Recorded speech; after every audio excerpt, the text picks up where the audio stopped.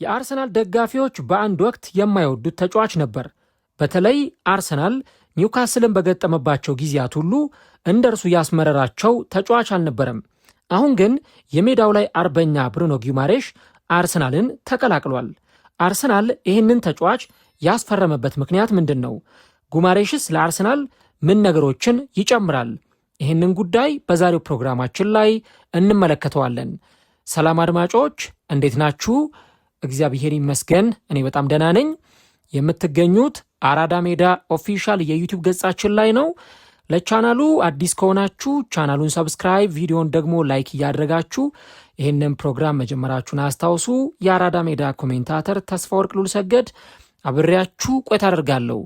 ፈጣሪ ፈቅዶ ዛሬም ከእናንተ ጋር ተገናኘን። በዚህኛው ፕሮግራማችን ላይ የብሩኖ ጊማሬሽን የአርሰናልን ዝውውር የምንመለከተው ይሆናል ማለት ነው። አርሰናል ያለፉትን ዓመታት ከኒውካስል ዩናይትድ ጋር በፕሪምየር ሊጉም ሆነ በሌሎች የውስጥ ውድድሮች ላይ በተጫወተባቸው ጊዜያት ሁሉ የአርሰናል ደጋፊዎች የማይወዱት አንድ ተጫዋች ነበር።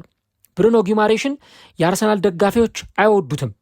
በጣም ታጋይ ነው፣ ታክለኛ፣ በጣም አደገኛ የሆኑ ሸርተቴዎችን የሚወርድ ከዛ ደግሞ ከአርሰናል ተጫዋቾች ጋር ግጭት ውስጥ የሚገባ ተጫዋች በመሆኑ ምክንያት የአርሰናል ደጋፊዎች ከኒውካስል ዩናይትድ ጋር ሲጫወቱ ከማይወዷቸው ተጫዋቾች መካከል አንዱ ይህ የአማካይ መስመር ተጫዋች ብሩኖ ጊማሬሽ ነው። እና ደግሞ የሚያስገርመው የአርሰናል ደጋፊዎች እሱን የማይወዱበት ትልቁ ምክንያት ለአርሰናል ተጫዋቾች በተለይም ደግሞ ማጥቃቱ ላይ ለሚጫወቱ ተጫዋቾች ምቾት የሚነሳ የአማካይ መስመር ተጫዋች በመሆኑ ምክንያት የአርሰናል ደጋፊዎች ይህንን ተጫዋች አይወዱትም ነበር።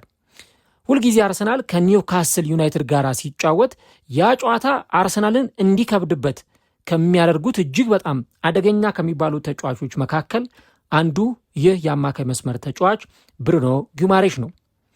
አርሰናል ይህንን ተጫዋች ለማስፈረም አሁን በዚህ ክረምት ተሳክቶለት በቃ እንጂ ከዚህ በፊትም አርሰናል ይህንን ተጫዋች ለማስፈረም ፍላጎት ነበረው። እንደውም የኒውካስል ዩናይትድ ደጋፊዎች አንድ እምነት አላቸው። አርሰናል ይህንን ተጫዋች ማስፈረም ይፈልግ ነበር፣ እኛም ይህንን ተጫዋች ማስፈረም እንፈልግ ነበር። ነገር ግን እኛን ለመቀላቀል ሲል ለኒውካስል ለመፈረም ሲል የአርሰናልን ፍላጎት ውድቅ አደረገ የሚል እምነት የኒውካስል ዩናይትድ ደጋፊዎች አላቸው። ተጫዋቹ በጥር 2022 ወደ ኒውካስል ዩናይትድ በተዘዋወረበት ጊዜ የአርሰናልን ፍላጎት ውድቅ አድርጓል የሚሉ በጣም በርካታ ሪፖርቶች ይወጡ ነበረ። እንደውም በወቅቱ ይነገሩ የነበሩ መረጃዎችን ስንመለከት አርሰናል ተጫዋቹን ለማስፈረም ፍላጎት እንደነበረው፣ ኒውካስል ግን ተወዳድሮ አርሰናልን በልጦ ይህንን ተጫዋች እንዳስፈረመ የኒውካስል ዩናይትድ ደጋፊዎች ያምናሉ። ለዛ ነው ለተጫዋቹ ባዘጋጁት ህብረ ዜማ ላይ እንደውም አንድ ግጥም አለና በዛ ግጥም ላይ ምን ብለው ገልጸዋል? ለአርሰናል መጫወት እየቻለ አርሰናልን መቀላቀል እየቻለ ነገር ግን የእኛን ነጩንና ጥቁሩን ፌመሱን መለያ ለብሶ ለመጫወት ሲል የአርሰናልን ፍላጎት ውድቅ አደረገ ብለው የኒውካስል ዩናይትድ ደጋፊዎች ይህንን ተጫዋች ይገልጹታል። በወቅቱ የኒውካስል ዩናይትድ ደጋፊዎች አንድ እምነት ነበራቸው። ምክንያቱም የሳውዲ ኢንቨስትመንት ግሩፕ ወይም ደግሞ የሳውዲ አረቢያ የፐብሊክ ኢንቨስትመንት ፈንድ ኒውካስል ዩናይትድ ላይ ኢንቨስት ማድረግ ከጀመረ በኋላ በጣም ጥሩ የሆኑ ተጫዋቾችን ኒውካስል ሲያስፈርም ነበረ። በተለይ ደግሞ እንደነ ብሩኖ ጊማሬሽ አይነት እንደነ አንቶኒ ጎርደን አይነት በጣም ጥሩ አቅም ያላቸውን ተጫዋቾች ቡድኑ ሲያስፈርም ስለነበረ የኒውካስል ዩናይትድ ደጋፊዎች ቡድናችን እንደ አርሰናል ካሉት ትላልቅና ግዙፍ ቡድኖች ጋር መፎካከር እና ውጤታማ መሆን ይችላል የሚል እምነት ነበራቸው ማለት ነው። ነገር ግን ደግሞ በርካታ ዘገባዎች እንደሚሉት አርሰናል ይህንን ተጫዋች ሳያስፈርመው የቀረው ማለትም የዛሬ 4 ዓመት 5 ዓመት ተጫዋቹን ሳያስፈርመው የቀረው ብሩኖ ጊማሬሽ ለአርሰናል መጫወት ሳይፈልግ ቀርቶ ሳይሆን ራሳቸው አርሰናሎች ይህንን ነገር ውድቅ በማድረጋቸው ምክንያት እንደሆነ ትላልቅ የመረጃ ምንጮች ይህንን ነገር ሲዘግቡት ይታያሉ። አርሰናል ይህን ነገር ውድቅ አድርጎታል። በተለይ ተጫዋቹ ወደ ፕሪምየር ሊጉ ከመምጣቱ ከ6 ወራት በፊት ወደ 2021 ክረምት ብንመለስ የአርሰናል መልማዮች ወይም ደግሞ የመልማዮች ቡድንና እንዲሁም ደግሞ ኤክስኪዩቲቮች ተጫዋቹን ከተመለከቱት በኋላ ይሄን መነግራችሁ ብሩኖ ወደ ኒውካስል ዩናይትድ ገና ሳይዘዋወር በፊት ነው። እና ተጫዋቹን ካዩት በኋላ በጣም ጥሩ ብቃት ያለው በጣም አስደናቂ ተጫዋች እንደሆነ ተረድተው አርሰናል ይህንን ተጫዋች እንዲያስፈርመው ለአርሰናል ይህንን ፍላጎት አቅርበው ነበር። ተጫዋቹ በሊዮን በጣም አስገራሚ ጊዜን በሚያሳልፍበት ጊዜ ነው አርሰናል ይህንን ተጫዋች የተመለከተው የነበረው። ነገር ግን የአርሰናል የኮቺንግ ስታፍ ተጫዋቹ ላይ የሆነ ቅር ያላቸው ነገር ስለነበር የዚህን ተጫዋች ዝውውር ሳይፈጽሙት ቀርተዋል። በኋላ ላይ ተጫዋቹ ወደ ኒውካስል ዩናይትድ ተዘዋወረ። አርሰናል የዛሬ 4 ዓመት 5 ዓመት የተመለከተውን ተጫዋች አሁን 75 ሚሊዮን ፓውንድ አውጥቶ በ4 ዓመት ኮንትራት እና በተጨማሪ የ1 ዓመት ኮንትራት ይህንን ተጫዋች ማስፈረም ችሏል። አንድሪያ ቤርታ የአርሰናሉ ስፖርቲንግ ዳይሬክተር ብሩኖ ጊማሬሽ አርሰናልን ከተቀላቀለ በኋላ አንድ አስተያየት ሰጥቷል። ብሩኖ በጣም ትልቅ ሜንታሊቲ ያለው ትልቅ የሆነ ጥራት ያለው ተጫዋች ነው። ለቡድናችንም የሊደርሺፕ ኳሊቲን የመሪነት ብቃትን መጨመር ይችላል። ብሩኖ ይህንን ቡድን ከተቀላቀለ በኋላ በዚህ ቡድን ውስጥ ቡድኑን ማጠናከር የሚችል አቅም አለው። እርሱ እንደ ተከላካይ አማካይ መጫወት ይችላል። እንደ ቦክስ ቱ ቦክስ አማካይ ልክ እንደ ዴክላን ራይስ ከሳጥን ሳጥን እንደሚሮጥ አማካይ ሆኖ መጫወት ይችላል። ብሩኖ ሚኬል አርቴታን ቡድኑን የበለጠ እንዲያጠናክርና ጥራቱን እንዲጨምር ተወዳዳሪነቱን የበለጠ እንዲያሳድግ ማድረግ የሚችል ተጫዋች ነው። አርሰናልን ለትልልቅ ዋንጫዎች መጫወቱን እንዲቀጥል ማድረግ የሚችል ተጫዋች ነው የሚል አስተያየቱን ሰጥቷል። ልክ ነው፣ ምንም ጥያቄ የለውም። ብሩኖ ጊማሬሽ በጣም ትልቅ ፕሮፋይል ያለው የአማካይ መስመር ተጫዋች ነው። አርሰናል በ2021 ተጫዋቹን ከፈለገበት ጊዜ በላይ አሁን ብሩኖ ጊማሬሽ ለአርሰናል በሚያስፈልግበት ጊዜ ይህንን ስብስብና ይህንን ቡድን ተቀላቅሏል። የአርሰናል ስካውቶች ገና ተጫዋቹ ወደ ኒውካስል ዩናይትድ ወደ ሊዮን ራሱ ከመምጣቱ ገና ኒውካስልን ከመቀላቀሉ በፊት አይደለም፣ ገና ወደ ኒውካስል ወደ ኦሎምፒክ ሊዮን ከመምጣቱ በፊት በአትሌቲኮ ፓራኔስ እግር ኳስ ክለብ እየተጫወተ በነበረበት ጊዜ የተጫዋቹ ብቃትን ተመልክተው ተጫዋቹን አድንቀውት ነበረ። በጣም ተጫዋቹ ጥሩ ብቃት አለው የሚል እምነት ነበራቸው። ታዲያ አርሰናሎች የተጫዋቹን ዝውውር በወቅቱ አለመፈጸማቸው የሚያስቆጭ ነገር ነው ወይ? ምክንያቱም ያኔ በጣም በርካሽ ዋጋ ተጫዋቹን ማግኘት ይችሉ ነበረ የሚል ነገር ከተነሳ አርሰናሎች ጋር ብዙ ጸጸት አይኖርም። ሊዮን ከአትሌቲኮ ፓራኔንስ ይህን ተጫዋች ሲያስፈርም 17 ሚሊዮን ፓውንድ ብቻ ነው የከፈለበት። ከዛ ደግሞ ኒውካስል ዩናይትድ ከሊዮን ይህን ተጫዋች ሲያስፈርመው 43 ሚሊዮን ፓውንድ አወጥቶበታል። አሁን ደግሞ አርሰናል በ75 ሚሊዮን ፓውንድ ይህንን ተጫዋች አስፈርሞታል። እድገቱን ተመልከቱት። እድሜው እንኳን እየጨመረ ሲሄድ የማርኬት ቫሊዩ እጅግ በጣም ከፍተኛ ነው እና ይህ ተጫዋች ለአትሌቲኮ ፓርናኔስ 106 ጨዋታዎችን አድርጎ 10 ጎሎችን አስቆጥሮ 5 አሲስቶችን አድርጓል። ለሊዮን 71 ጨዋታዎች ላይ ተሰልፎ ተጫውቷል። 3 ጎልና 8 አሲስቶች አሉት። ለኒውካስል ዩናይትድ 195 ጨዋታዎች ተጫውቶ 31 ጎሎችና 32 አሲስቶችን ማስመዝገብ ችሏል። ብሩኖ አሁን የዛሬ 4 ዓመት 5 ዓመት ከነበረው በምን አይነት የተለየ ተጫዋች ነው ብለን ስንል አሁን አርሰናል የሚፈልገው አይነት ታይፕ ያለው ተጫዋች ነው። አርሰናሎች በወቅቱ ምናልባት ሪስክ ሊወስዱ ይችሉ ነበረ። ምናልባት ቢያስፈርሙትም ፌል ሊያደርግ የሚችል ተጫዋች ይሆን ነበር። አሁን ግን አርሰናሎች በዚህ ተጫዋች የሆነ ነገር ሊያደርግልን ይችላል ብለው ያስባሉ። እንግዲህ አርሰናል ትላንትና እሁድ ዕለት በወዳጅነት ጨዋታ ከቦሩሲያ ዶርትመንድ ጋር በተጫወተበት ጊዜ ከደጋፊዎቹ ጋር ሲተዋወቅ ከደጋፊዎቹ ጋር ሰላምታ ሲሰጣጥ ተመልክተነዋል። ኢቭን ቃለመጠይቆቹን ስታዩት በጣም ዝግ ያለ ጭምት ቀስ ብሎ የሚያወራ አይነት ሰው ይመስላል። ግን በፍጹም ብሩኖ ጊማሬሽ ሜዳ ላይ እንደዚህ አይነት ተጫዋች አይደለም።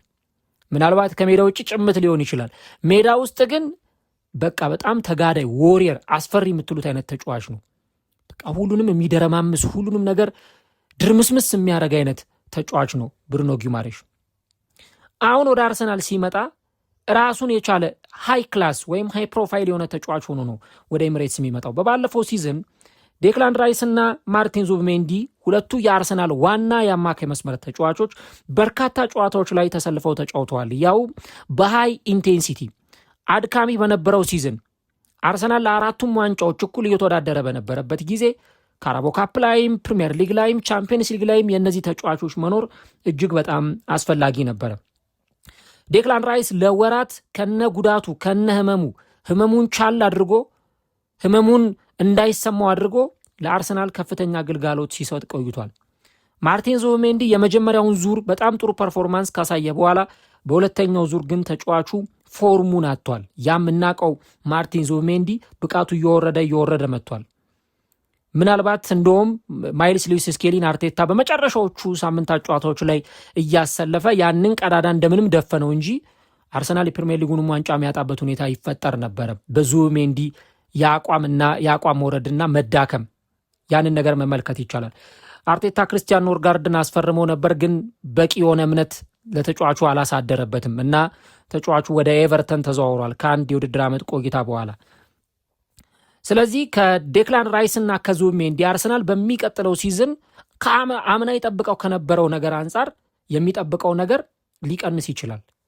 ምክንያቱም ዴክላን ራይስ እና ማርቲን ዙቢሜንዲ ሁለቱም በርካታ ጨዋታዎችን ያደረጉ ተጫዋቾች ናቸው። አድካሚ ሲዝንን ነው ያሳለፉት። ፕሪሚየር ሊጉ ሊጀመር 2 ሳምንት ብቻ ቀርቶት እስካሁን ድረስ የአርሰናልን ስብስብ አልተቀላቀሉም። እረፍት ላይ ናቸው የሚገኙት። አሁን አርሰናል ብሩኖ ጊማሬሽን ማስፈረሙ የቅንጦት ዝውውር አይደለም፣ ወይ ደግሞ ይሄ አርሰናል ስኳዱን ለማጠናከር ወይ ደግሞ በጣም ውብ የሆነ ኬክ ተጋግሮ ኬኩ ላይ ክሬም የመጨመር አይነት አይደለም። የብሩኖ ጊማሬሽ ዝውውር ወይ አርሰናል ክርስቲያን ኖርጋርድን ሲያስፈርመው የነ ዙቢሜንዲን ለማሳረፍ ወይ ምናምን ተብሎ የመጣ ተጫዋች አይደለም። አሁን ብሩኖ ጊማሬሽ የፈረመበት ትልቁ ምክንያት የዴክላን ራይስ እና ማርቲን ዙቢሜንዲ ላይ ያለውን ጫና ያለውን ሸክም ለማቃለል ነው ወደ ኤምሬትስ ስታዲየም ይሄ ተጫዋች የመጣው። በጣም ልምድ ያለው ተጫዋች ነው እና ሁለቱ ተጫዋቾች ላይ ዙቢሜንዲና ዴክላን ራይስ በተለይ ዴክላን ራይስ ላይ ያለውን ሸክም እንዲያቃልል ነው የመጣው። አሁን እንግዲህ ስኬሊ በሚቀጥለውም ሲዝን የአማካዩ መስመር ላይ በደንብ ይጫወታል ተብሎ ይጠበቃል።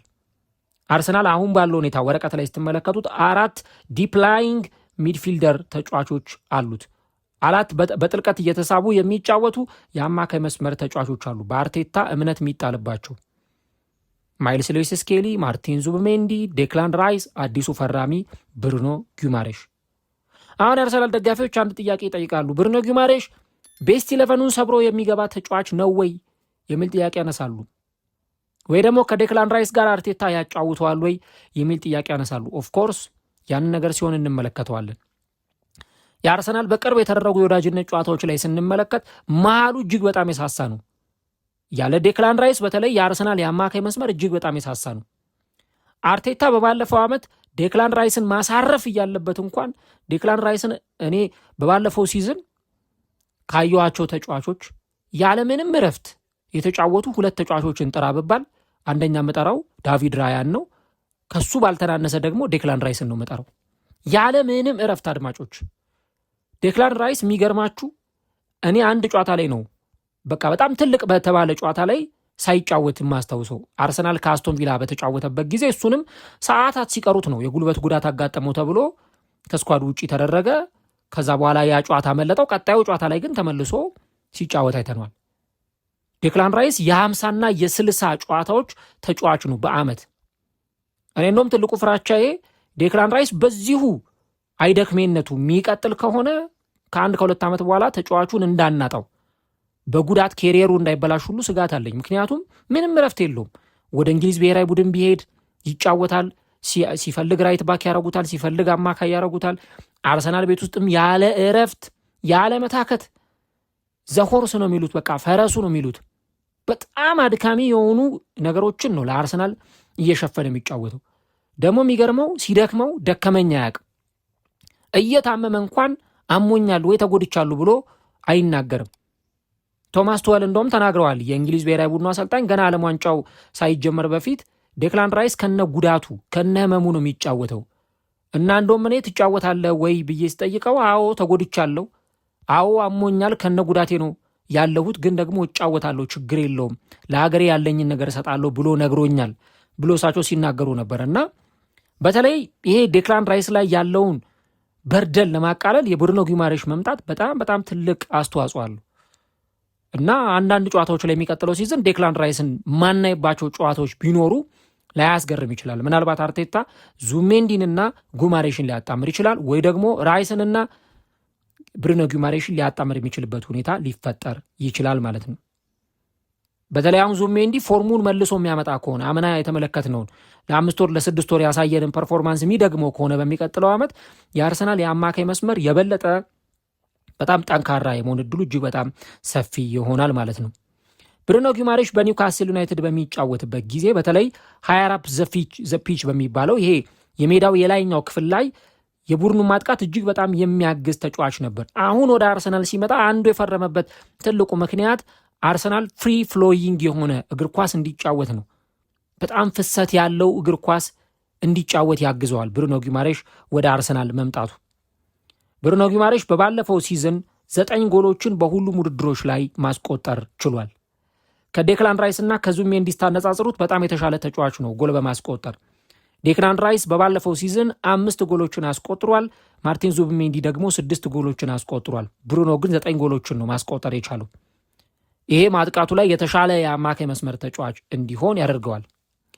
ከዛ ውጭ ደግሞ ብሩኖ ጊማሬሽ በፕሪሚየር ሊጉ በጣም በቃ የተሟላ ሙሉ ነገራቸው የተሟላላቸው ከሚባሉ ጥቂት የአማካይ መስመር ተጫዋቾች መካከል እንደ አንዱ ተደርጎ ይታያል።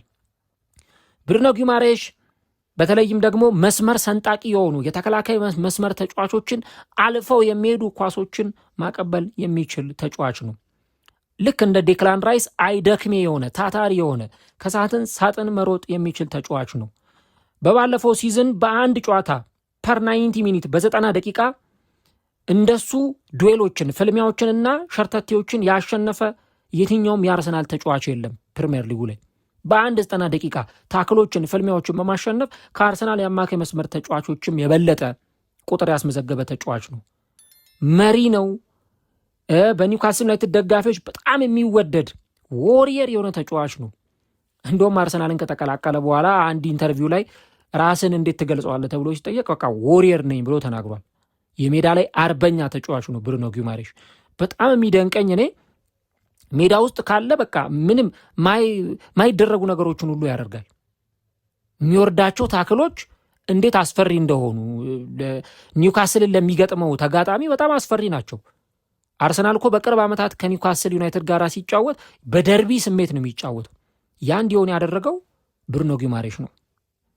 በቃ ባትሎችን መሸነፍ የማይወድ በጣም ኮስታራ የሆነ ልክ የግራኒት ዣካ አይነት ታይፕ ያለው ተጫዋች ነው።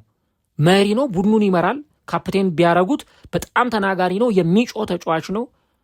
ከዛ ደግሞ ለተጋጣሚዎች እጅግ በጣም አስፈሪ ነው። በሚወርዳቸው ታክሎች ኳሶችን በማጨናገፍ ረገድ፣ ዱዌሎችን የአየር ላይ የመሬት ላይ ፍልሚያዎችን በማሸነፍ ረገድ፣ ከሳጥን ውጭ ጠንካራ ሹቶችን እየመታ ጎሎችን በማስቆጠር እና ደግሞ በመከላከሉም ወደ ኋላ ተመልሶ በጥልቀት ወደ ኋላ የተሳበ ተከላካዮችን በማገዝ ብሩኖ ጊማሬሽ የተዋጣለት ተጫዋች ነው። አርሰናል ይህንን ተጫዋች ነው ወደ ክለቡ እንዲመጣ ማድረግ የቻለው። አሁን ብሩኖ ጊማሬሽ በአመት የ40ና የ50 ጨዋታዎች ተጫዋች ሆኗል። ቢያንስ በባለፉት 4 የውድድር ዓመታት 40ና ከዛ በላይ ጨዋታዎችን ብሩኖ ጊማሬሽ አድርጓል። ለሀገሩ ደግሞ 45 ጨዋታዎችን አድርጓል ከ2022 ጀምሮ። አሁን ተጫዋች 28 ዓመቱ ላይ ይገኛል። ሬዲሜድ የምትሉት ተጫዋች ነው። በቃ የተዘጋጀ ጥንቅቅ ብሎ ያለ ተጫዋች ነው። መቶ ብቻ ከቡድኑ ጋር ስክት የምታረጉት አይነት ተጫዋች ነው። ኒውካስል ዩናይትድ ምርጥ ተጫዋች አጥቷል ብለን ማለት እንችላለን። አርሰናል ደግሞ በአንጻሩ ምርጥ ተጫዋች አግኝቷል ያለምንም ጥርጥር። ይህንን በአርሰናል ስብስብ ውስጥ ብሩኖ ጊማሬሽ አርሰናልን አሁን ልክ ከተቀላቀለ በኋላ እንዴት አይነት ፐርፎርማንስ ሊያሳይ ይችላል የሚለው በጣም ብዙዎችን የሚያጓጓ ጉዳይ ነው። ግን ደግሞ አርቴታ ለሚፈልገው አጨዋወት በተለይ ደግሞ የአማካይ መስመር ተጫዋቾቹ ለተዳከሙበት አርሰናል ፍቱን የሆነ መፍትሄ ነው ብሩኖ ጊማሬሽ እና በኒውካስል ዩናይትድ በነበረው ኳሊቲ በነበረው ጥራት ኒውካስል ዩናይትዶች በጣም ብዙ ተጠቅመዋል። ያለፉትን ዓመታት ኒውካስል ዩናይትድ በፕሪሚየር ሊግ ቶፕ 4 ገብቶ ሲጨርስ የቻምፒየንስ ሊግ ላይ የሚያሳትፈውን ውጤት ሲያገኝ ፕሪሚየር ሊግ ላይ ለብዙ ቡድኖች በጣም አደገኛ ቡድን ሲሆን ከዛ በኋላ ደግሞ የካራቦ ካፕ ዋንጫን ሲያሸንፍ ኒውካስል ከ70 ዓመታት በኋላ ነው ከዋንጫ ጋር የታረቀው እና ብሩኖ ጊማሬሽ እዚህ ቡድን ውስጥ የነበረው አስተዋጽኦ እጅግ በጣም ትልቅ የሚባል ነው። ይህንን በደንብ ባለፉት ጥቂት ዓመታት ተመልክተናል እና ደግሞ በጣም ብዙ ዋጋ ተከፍሎበት እዚህ የደረሰ ተጫዋች ስለሆነ አሁን ቅድም እንዳልኩት አርሰናል ባለው ጥንካሬ በዚህ ቡድን ውስጥ ብዙ ነገሮችን መስጠትና ለቡድኑ ብዙ ነገሮችን ማበልከት የሚችል ተጫዋች ነው። ወደ አርሰናል ሲመጣ የ39 ቁጥር መለያን ይለብሳል። 39 ቁጥር መለያ ለሱ በጣም ታሪካዊ የሚባል መለያ ነው። ምክንያቱም እሱ ፕሌየርስ ትሪቡና በተሰኘው አንድ ዝግጅት ላይ ቀርቦ የዛሬ ስንት ዓመት ነው ቃለ መጠይቅ ሰጥቶ ነበረ። እንደውም ዶክመንተሪ ሰርተንላችኋል፣ ወይ በግራ ወይ በቀኝ በኩል እናስቀምጥላችኋለን። ሙሉ ፕሮግራሙን ታገኙታላችሁ። ኒውካስል ዋንጫ ያሸነፈ ጊዜ የሰራነው ዶክመንተሪ ነው እና እሱ ሲናገር ከ5 ዓመቴ ጀምሮ ለእግር ኳስ ፍቅር ነበረኝ። በየዕለቱ በጎዳና ላይ ከነጠላ ጫማዎች በተሰሩ ጎሎች እንጫወት ነበር። ነጠላ ጫማዎቹ የእነዚያ የጎል ምሰሶቻችን ናቸው። አንዳንድ ጊዜ ከዛፎች ላይ የሚወድቁ ድንጋዮችን ወይም ፍሬዎችን እንጠቀማለን። ማንኛውንም ነገር እንዲሰራ ማድረግ እንችላለን። ቀጥሎ ምን እንደሚሆን ምንም ለውጥ አያመጣም። ለማሸነፍ ተጫውተናል። በማራካኛ ጥላ ውስጥ ነው ያደግኩት ብሎ ይናገራል። እና አባቱ ምን ያህል ዋጋ እንደከፈለለት ያቺን የ39 ቁጥር ታክሲ እየነዳ እያሽከረከረ ነው ልጁን ያሳደገው እና ያንን ውለታ ደግሞ አልረሳም። የአባቱን ውለታ አልረሳም እና ኒውካስልን ቤት ሲጫወት የ39 ቁጥር መለያን ይለብስ ነበረ። አሁንም ደግሞ የ39 ቁጥር መለያን እየለበሰ ይጫወታል ማለት ነው። ያን ደግሞ የሚያደርገው በአባቱ ምክንያት ነው እና ብሩኖ ጊማሬሽ እንዲህ አይነት ታሪክ ያለው ተጫዋች ነው እና ከአትሌቲኮ ፓርናኔስ ከዛ በኋላ በሊዮን በኒውካስል የመጣው ተጫዋች አሁን ደግሞ በዚህኛው እግር ኳስ ክለብ ውስጥ ይጫወታል እና እንደውም እሱ ስለ ማሊያ ቁጥሩ ሲናገር ለአትሌቲኮ ፓርናኔስ በውሰቱን ለመጫወት ባመራውበት ቀን ከአባቴ ጋር በስልክ እያወራው ነበረ። አባዬ ምን አይነት ቁጥር መውሰድ እንዳለብኝ ታስባለህ? የተወለድኩት በ1997 ስለሆነ 97 ቁጥርን ለመውሰድ እያሰብኩ ነው ብዬ ጠየቅኩት አለ። 39 ቁጥርስ ብሎ ጠየቀው አባትየው። ይህም ከቁጥር በላይ ነው ብሩኖ። 039 ያለንን ሁሉ ነገር ሰጠን። ቤታችንን፣ ምግባችንን፣ የቤት ዕቃዎቻችንን፣ የእግር ኳስ ጫማዎችን። ይህ ሁሉ የሆነው በዚች 039 ቁጥር ባላት ታክሲያችን ነው። እኔም አልኩት አዎ ያ ጥሩ ነው፣ መውሰድ እችል እንደሆነ እጠይቃለሁ አልኩት። ጠይቄም ያ የማሊያ ቁጥር ተሰጠኝ ብሏል። ስለዚህ ከዛ ጊዜ የጀመረው የማሊያ ቁጥር አሁንም የሚቀጥል ይሆናል እና ብሩኖ ጊማሬሽ በኒውካስል የስኬት ጊዜያት ውስጥ የሚታወስ ኒውካስል ባገኘው ስኬት ውስጥ ታሪካዊ ከሆኑ ተጫዋቾች መካከል አንዱ የሆነና በአርሰናል እግር ኳስ ክለብ ውስጥ ደግሞ በሚቀጥሉት ዓመታት በጣም ውጤታማ ጊዜን ያሳልፋል ተብሎ የሚጠበቅ ተጫዋች ነው። የብሩኖ ጊማሬሽ ወደ አርሰናል መምጣት አርሰናልን የበለጠ ወደ ስኬት የሚያስፈነጥረው አሁን ካለበት ስኬት የበለጠ አንድ ደረጃ ወደፊት የሚያሸጋግረው ነው። አርቴታ ክርስቲያን ኖርጋርድን ቤንች እንዳደረገው ወይ ክርስቲያን ኖርጋርድን ተጣባቂ ወንበር ላይ እንዳስቀመጠው ይህንንም ተጫዋች ቤንች ላይ አያስቀምጠው። ለቋሚነት ታስቦ የመጣ ተጫዋች እና የአርሰናልን ቡድን የሚመራ በአርሰናል ስብስብ ውስጥ ትልቅ ነገር መፍጠር የሚችል ተጫዋች እንደሆነ መናገር ያስፈልጋል። እናንተስ ስለዚህ ጉዳይ ምን ሐሳብ አላችሁ? ብሩኖ ጊማሬሽ አርሰናልን በመቀላቀሉ ምን ተሰምቷችኋል? ለዚህ ቡድንስ ምን ይጨምራል ብላችሁ ታስባላችሁ? ብሩኖ ጊማሬሽ ዴክላን ራይስና ማርቲን ዙቢሜንዲን እያሳረፈ እንዴት ሊጫወት ይችላል የሚለውን ኮሜንት ላይ ሐሳቦቻችሁን ልታጋሩን ትችላላችሁ። ዞሮ ዞሮ ግን ምናልባት ብሩኖ ጊማሬሽን በየሳምንቱ አርቴታ ቋሚ የሚያደርገው ከሆነ ዙቢሜንዲን ቤንች ማድረጉ የማይቀር ጉዳይ ነው፣ ብሩኖን ከዴክላን ራይስ ጋር ለማጣመር። ግን ደግሞ ዙቢሜንዲና ብሩኖን የሚያጣምር ከሆነ ዴክላን ራይስ አንዳንድ ጨዋታዎች ላይ ሊያርፍ ይችላል። እንደነ ማርቲን ኦዴጋርድ ያሉ ተጫዋቾች በነፃነት ይጫወታሉ ማለት ነው። ስለዚህ ይህንን ዝውውር ከ10 ስንት ትሰጡታላችሁ? ከ10 ውጤት ስጡ ብትባሉ ስንት ትሰጡታላችሁ? እኔ ዕድሜው 28 መሆኑ ብቻ ለአርሰናል የሚያስቆጭ ከመሆኑ ውጭ ከ10 የሚሰጠው ዝውውር ነው ብዬ አስባለሁ። የሚቀጥሉትን 3 እና 4 ዓመታት ለአርሰናል ብዙ ነገር መስጠት ይችላል። ይህንን ቪዲዮ ከወደዳችሁትና ከተመቻችሁ 1000 ላይክ እንድታደርጉልን በአክብሮት ጠይቃለሁ። እንዲሁ ደግሞ ሰብስክራይብም ካላደረጋችሁ ሰብስክራይብ በማድረግ ቤተሰብ እንድትሆኑ የአክብሮት ግብዣችን ነው። ያለፉትን 2-3 ቀናት ላይቭ ላይ የተገናኘን አይደለም። ትንሽ የኔትወርክ መቆራረጥ አጋጥሞን ነው። ፈጣሪ ቢፈቅድ እግዚአብሔር ቢፈቅድ እሱን አስተካክለን እንመለሳለን። የዛሬውን በዚያ በቃም። በሌሎች ዝግጅቶች እንገናኛለን። መልካም ጊዜ፣ መልካም ውሎ ይሁንላችሁ።